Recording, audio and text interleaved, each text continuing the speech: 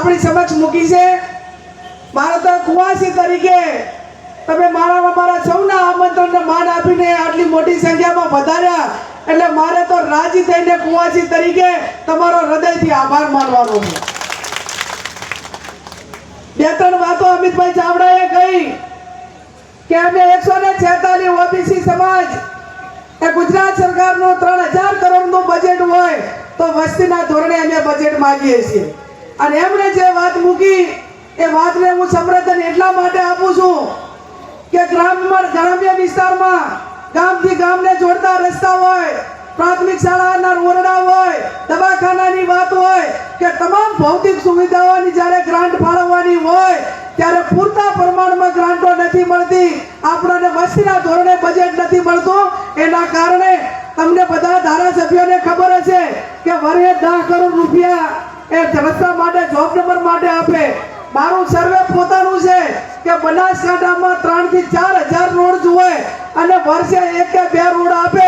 આની આ ગતિએ કામ થાય તો 200-300 વર્ષે પણ આ રોડોની માંગણી પૂરી થાય એમ નથી। એ સ્થિતિનું નિર્માણ છે ત્યારે વસ્તીના ધોરણે બજેટ હોય તો જ આ બધી સમસ્યાઓનું નિરાકરણ આવી શકે છે। મેં બક્ષીપંચ માટે લેટર લખ્યો કે એની જનગણના થવી જોઈએ, આર્થિક સર્વે થવું જોઈએ। તો કેટલાકના પેટમાં તેલ પણ રેડાયું।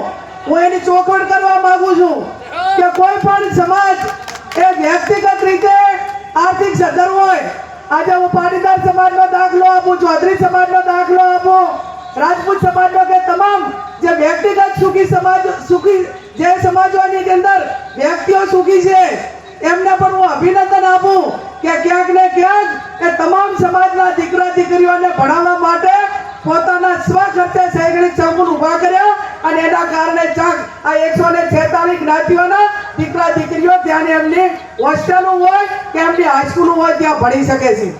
આ સમાજો કદાચ એમના વ્યક્તિગત શૈક્ષણિક સંકુલો બનાવી શકે પણ ગામથી ગામ જોડતો રસ્તો કરવો 5 કિલોમીટર તો 5 કરોડ રૂપિયા એ કોઈ સમાજ એ ગામથી ગામને જોડતો રસ્તો ના બનાવી શકે।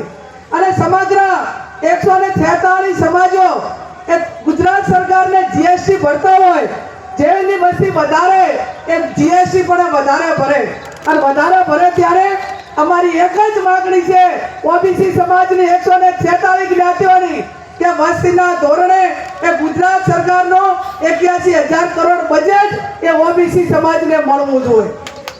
આ અમારી પહેલા નંબરની માંગણી છે।